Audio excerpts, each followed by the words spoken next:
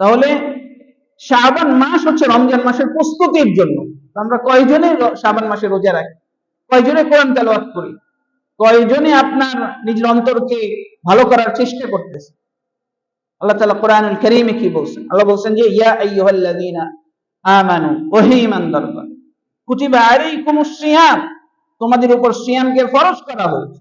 কামা কুতিবা আলাল্লাযীনা মিন ক্বাবলিকুম, যেমনি ভাবে সিয়াম ফরজ করা হয়েছিল পূর্ববর্তীদের জন্য। উদ্দেশ্য কি? লাআল্লাকুম তাত্তাকুন, যাতে তোমরা মুত্তাকী হইতে পারো। মূল উদ্দেশ্য হচ্ছে তাকওয়া, আমার মধ্যে আল্লাহর ভয় তৈরি হওয়া। আমি 5 ওয়াক্ত নামাজ পড়ি না, আমি ফাসিক, আমি মুশরিক। 5 ওয়াক্ত নামাজ না পড়লে মুসলিম অমুসলিমের যে পার্থক্য হচ্ছে সালাহ।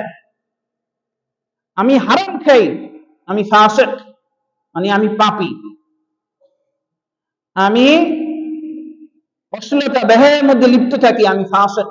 এই জন্য ভাইরা আমার এখন থেকেই প্রস্তুতি নেন যে আমার দ্বারা যেন কোনো অন্যায় কাজ না হয়। আমার মধ্যে তাকওয়া থাকতে হবে, আল্লাহর ভয় থাকতে হবে। আল্লাহর ভয় যদি আমার আপনার মধ্যে না থাকে, আপনার কোনো মূল্য নেই। এর জন্য এই রমজান মাস সামনে যেটা আসতেছে সেটা তাকওয়ার মাস, কোরআনের মাস। আল্লাহ তাআলা বলছে শাহরু